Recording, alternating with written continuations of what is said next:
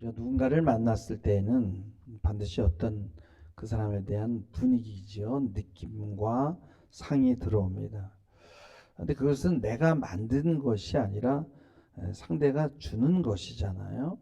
그래서 거의 대부분이 상대가 주는 것입니다. 그래서 내 의지로 상대방을 사랑하고 싶다고 해서 그것이 내 마음대로 되는 것이 아니에요. 사랑하고 싶어도 상대방이 나쁜 기운을 나에게 뿜어내고 또 나쁜 상을 나에게 막 밀어 넣으면은 힘든 거죠. 그래서 이런 느낌을 받아요. 나를 사랑하지 마. 난 사랑받을 자격이 없어라고 말하는 것 같습니다. 그러나 바꾸어 말하면 이런 나를 좀 도와달라고 말하는 거예요. 어떤 사람들은 너무나 아득하고 희망 없음으로 상대를 압도시키고 어떤 긍정적인 느낌도 전달하지 않아요. 그러나 알아야 될 것은 그 낙심은 내가 만들어낸 것이 아니라는 거예요. 그래서 그 낙심은 대적해야 될 어둠이거든요. 여러분, 고등학생이 막 담배 피우고 항상 싸우고 하라는 공부는 안 하고 지각하고 말 안 듣고 그러면 담임 선생님은요, 아이고 저게 커서 뭐가 되려고 그러나 한숨이 나오잖아요. 어둠의 상들이 막 밀고 들어옵니다. 그러나 담임 선생님은 그럼에도 불구하고 그 아이에게 희망을 가져 주어야 되는 거예요. 이것이 바로 선생의 사명인 거예요. 너도 할 수 있어. 너 좌절하지만 너 해낼 수 있어. 너 괜찮은 놈이야. 이름을 불러주고 관심을 더 가져주고, 이렇게 담임 선생님의 말 한마디에 학생의 운명이 바뀔 수가 있거든요. 그것 하라고 월급을 주는 것입니다. 근데 대부분 그렇게 못하죠. 아이가 보내는 그 어둠의 감정에 압도되는 거예요. 너무 희망이 없으니까, 보기만 해도 생각만 해도 한숨이 나오니까, 희망과 연결된 어떤 끈도 발견할 수 없으니까 여기에서 압도되면은 스승으로서의 사명을 잃게 되는 것입니다. 여러분, 의사는 죽을 것 같은 환자에게서 희망을 봐야 되거든요. 의학적인 지식과 데이터만 가지고 길어야 3달이군요 라고 만약에 이런 식으로 얘기하는 의사가 있다면 그 사람은 의사가 아니에요. 끝까지 희망을 잃지 않고 환자에게 용기를 주고 당신 살 수 있다라고 말해야 되는 거예요. 환자에게 죽음의 기운이 올라와도 끝까지 절망하지 말아야 되는 것이 바로 의사입니다. 그리고 환자 대신에 생명을 꿈꾸어 줘야 된다는 거예요. 그러면요, 놀라운 치료가 일어납니다. 목사의 사명도 마찬가지예요. 목사는 영혼의 치료사입니다. 객관적 사실만 보는 것이 아니라 믿음의 눈으로 보아야 되거든요. 그래서 이스라엘의 그 12 정탐꾼이요, 그 10명의 정탐꾼은 객관적인 사실만을 본 거예요. 그리고 부정적인 이야기를 합니다. 그러니까 그것이 이스라엘 백성들에게 쫙 그 분위기가 퍼져가지고 이스라엘 백성들이 막 울고 불고 난리가 난 거예요. 이제 우리는 죽었구나. 우리 이 매장지가 없어서 우리를 여기까지 끌고 왔냐고 그러잖아요. 근데 여호수아와 갈렙은 어떻게 희망을 붙들잖아요. 세상 사람들은 이런 이야기를 해요. 기독교인들 너무 웃긴다는 거예요. 도무지 희망이 없는데도 끝까지 믿음을 포기하지 않는다는 거예요. 아주 속아서 살기로 작정한 사람 같다는 거예요. 정확한 표현입니다. 끝까지 바보처럼 희망을 포기하지 않는 것이 바로 기독교인이에요. 근데 문제는요, 요즘에 점점 그런 믿음이 사라진다는 것입니다. 미래에는요, 여러분, 인공수정을 해서 우리 이 유전자에는 뭐 병에 대한 거, 뭐 어떤 그 수명에 관한 이런 그런 것들이 그런 열상인자들이 다 있거든요. 그래서 인공수정으로 그런 열성을 다 제거해서 우성인자만 모아가지고 아주 그런 뛰어난 인간을 만든다는 생각을 합니다. 그래서 이제 결국은 문제는 뭐냐면요, 인공수정을 해서 아주 좋은 그런 엘리트를 만들어내려고 하는데 가끔 가다 보면은 우리가 사랑을 하게 되잖아요. 부부가 사랑을 하다가 실수로 자연분만으로 아기가 태어나는 거예요. 그러니까 자연분만은 실수가 되는 거예요. 그래서 이런 사람은 열성인자를 가지고 태어나기 때문에 사회의 부적격자가 되고 또 병도 들 수 있고 이런저런 문제를 만들어낸다는 거예요. 이런 사람은 사회에서 성공할 수 없고 기껏해야 뭐 청소부 같은 일만 하게 된다는 거예요. 자연분만으로 태어난 사람은 사회에서 어떤 희망도 가질 수 없는 거예요. 그럼에도 이 자연분만으로 태어난 열성이 소망과 희망을 붙들고 우성인자를 이겨낸다면은 역동적인 이야기가 되는 거죠. 어떻게 이겨내냐? 내가 열성이지만은 그 기계가 말하는 그 운명을 믿지 않는 거예요. 그래서 이 친구가 결국은 그 꿈을 이루고 우주 여행을 떠납니다. 근데 우성인자로 인공수정한 사람은 꿈을 잃어버려요. 그리고 나중에 자살을 합니다. 이게 가타카라는 영화의 내용입니다. 오늘 이 교회에서 희망을 포기하니까 문화가 이런 일을 하고 있는 겁니다.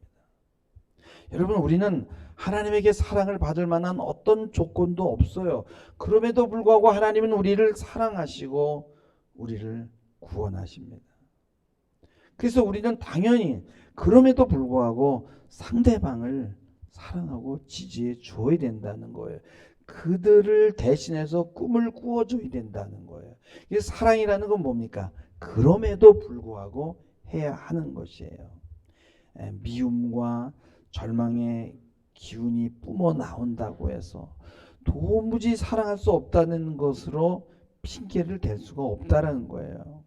여러분요, 하나님의 마음은 자녀가 아무리 반항을 하고 왜곡된 길로 가도 끝까지 자녀에 대한 희망의 끈을 놓지 않잖아요. 이런 부모의 마음과 같은 것이 바로 하나님의 마음이란 말이죠.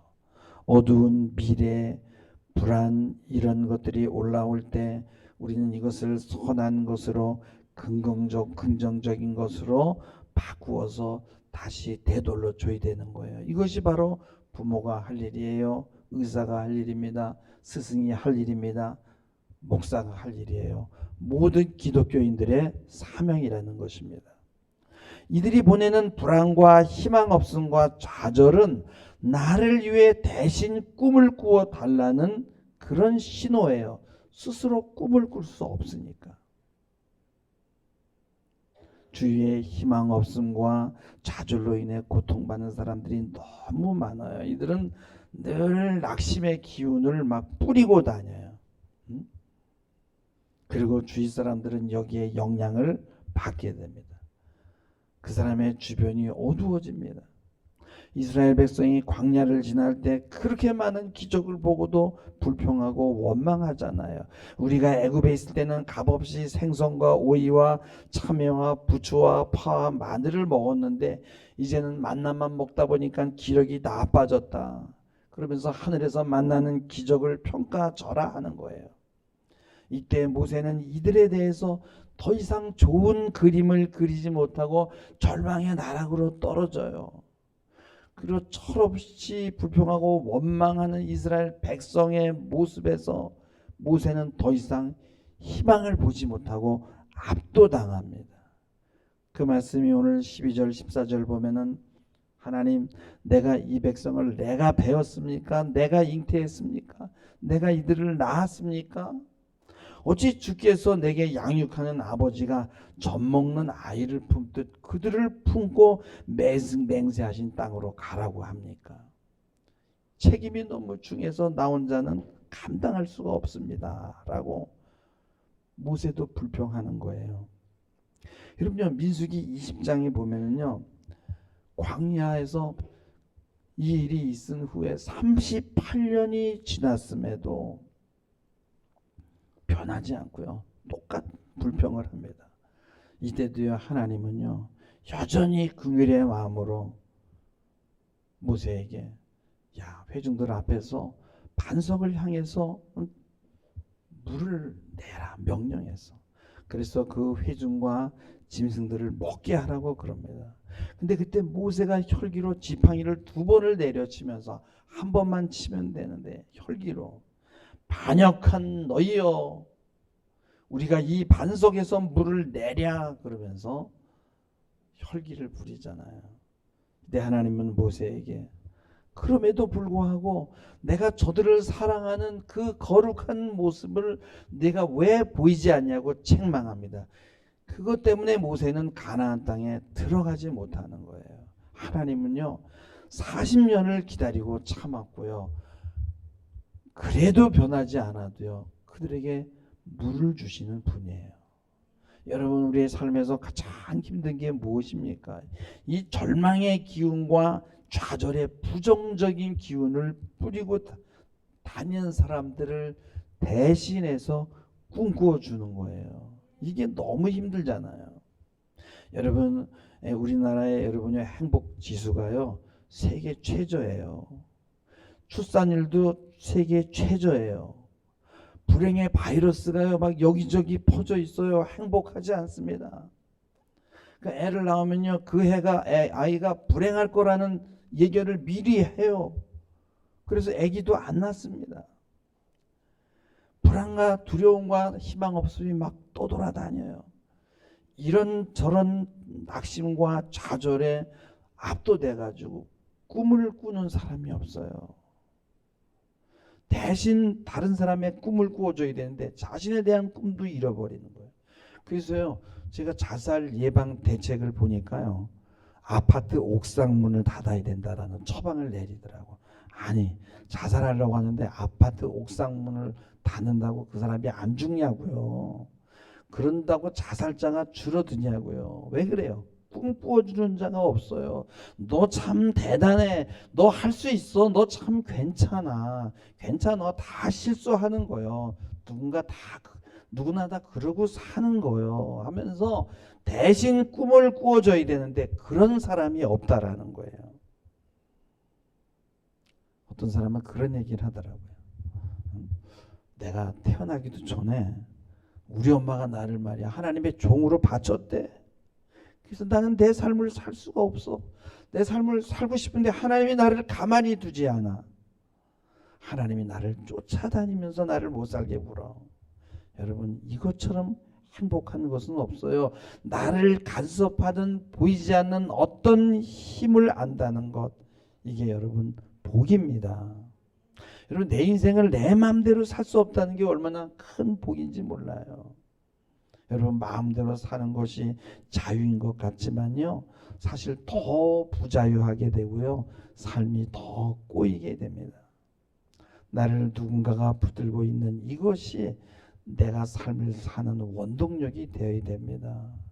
이게 동서양을 막론하고 모든 철학자들은 나를 움직이는 기준이 저 멀리 밖에서 오는 것이 아니라 자기 내면에서 생성된다고 말하거든요. 그리고 자신은 부족한 존재가 아니라는 거예요. 자신에 대해서 무한 신뢰해야 되고 여기에서 진정한 삶의 의미가 오고 진정으로 건강한 사회, 부강한 국가가 형성될 수 있다라고 이렇게 거짓말을 합니다. 여러분 인간은 강한 존재가 아니에요. 초인이 될 수 없습니다. 우리는 의존적인 존재예요. 그래서 기준이 내 안에서 나오면 안 되고 저기 바깥에서 하나님에게서 와야 되는 거예요. 여러분 이 아이가 기준이 자신에게서 나오게 되면요 부모 말 안 듣지 않으면요 그 아이는요 여러분 살아남지 못해요. 이스라엘 백성은 하나님이 그들을 선택했고 그들을 가나안 땅으로 이끌고 간다는 사실을 망각했어요. 그리고 하나님이 정해준 그 기준을 의심한 거예요. 거기서 흔들렸거든요. 모세가 여기서 절망했단 말이죠. 그래서 오늘 우리가 모세의 탄식에서 배울 수 있는 것은 모세가 이런 이들에게 희망을 보지 못한다는 거예요. 아무리 힘들고 어려워도 하나님이 하면 된다는 믿음으로 꿈을 꾸시는 여러분 되기를 축원합니다. 모세처럼 주저앉아 우울증에 나락으로 떨어질 일이 이 땅에 너무 많아요. 이때 우리는 이런 기도가 나오게 됩니다. 죽고 싶습니다. 15절에 보면은 주께서 내게 이같이 행하실 때 구하옵나니 내게 은혜를 베푸사 즉시 나를 죽여 내가 고난을 당함을 보지 않게 하옵소서. 우리가 자녀를 키우면서 또 여러 일들을 하면서 어떤 사람은 가르치면서 이런 낭망을 하게 되는 거예요. 그러니까 하나님의 은총을 보기보다는 자꾸 현실을 보게 되는 거예요. 그리고 자신을 들여다보는 거예요. 저는 못합니다. 이게 가능이라도 합니까? 여기서 믿음이 내려앉는 거예요. 불가능한 그런 상상이 내 마음과 생각을 뒤덮어버려요. 하나님은요 항상 네가 하냐? 내가 한다. 네가 하면 안 되지만 내가 하면 할 수 있어. 넌 기도하면서 기다리라는 거예요. 여러분 이 음성을 들으시기 바랍니다. 여러분 믿음이 와야 믿음의 말을 하는 게 아니에요. 하나님의 말씀을 붙들고 선포해야 되는 거예요. 하나님은 설명하지 않으십니다. 성경은 주로 주어와 동사로만 이루어져 있어요. 주님은 그래서 믿음으로 선포하는 거예요. 일어나라, 깨끗하라, 명하노니 떠나가라. 우리도 이렇게 믿음의 말을 해야 할 줄 압니다. 시편 42편 11절에 보면 다윗은 내 영혼아 어찌하여 내가 낭망하며 어찌하여 내 속에서 불안하여 하는가 명령했어요. 너는 하나님께 소망을 두라. 난 내 얼굴을 도우시는 내 하나님을 오히려 찬송하리로다 라고 고백한 거예요. 로마서 4장 17절에 보면은 하나님은 죽은 자를 살리시며 없는 것을 있는 것처럼 부르신다라고 그렇게 말씀을 합니다. 그래서 하나님에게 붙들린 사람은 아무리 싹수가 없어도 결국은 살아나게 되는 거예요. 여러분 기독교인들은 절망하거나 절대로 허무에 빠지지 않습니다. 확실한 목표, 확실한 소망을 가지고 길을 가는 자들이에요. 그래서 바울은 빌립보서 3장 12절에 보면은 잡힌 바 된 끝부분이에요. 잡힌 바 된 그것을 잡으려고 달려간다고 했어요. 여러분 우리는 잡혔어요. 여러분 이미 잡혔어요. 도망가도 안 돼요. 그냥 잡힌 것을요 그것을 잡으려고 달려가시기 바랍니다. 로마서 4장 18절에 보면은 아브라함이 바랄 수 없는 중에 바라고 믿었다라고 로마서 4장 18절에 그렇게 말씀합니다. 19절에 보면은 그가 백산화되어 자기 몸이 죽은 것을 알고 사라가 태가 죽은 것 같음을 알고도 믿음이 약해지지 아니했다라고 그렇게 말해요. 아브라함이 평생 한 것은 뭐야? 희망을 갖는 거예요. 소망을 붙드는 것이었습니다. 우리의 사명은 뭐예요? 하나님을 찬양하고 감사하는 거예요. 무엇보다 여러분요, 하나님은 내가 잡은 것이 아니라 내가 잡힌 거예요. 우리는 말씀에 잡히고 하나님의 부르심에 사로잡혀 있는 인생임을 믿으시기 바랍니다. 여기에 소망이 있습니다. 하나님이 하십니다. 사단은 이것을 망각하게 합니다. 여러분 소망을 꿈꾸시고 모든 부정을 이겨내시는 여러분 되기를 주님의 이름으로 축원합니다. 기도하시겠습니다. 주님, 모세의 탄식을 통해서 우리도 같은 처지의 영적 전투의 장에 있음을 절감합니다. 그럼에도 우리의 사명은 주님을 찬양하고 감사하면서 어떠한 절망적 상황에서도 희망을 포기하지 않고 바라며 기도하며 꿈을 꾸는 것입니다. 나에게만 아니라 내 이웃과 내 자녀와 다른 사람의 절망까지 희망으로 바꾸어 내는 꿈을 꾸는 우리가 되게 하옵소서. 감사하며 예수님의 이름으로 기도하옵나이다. 아멘.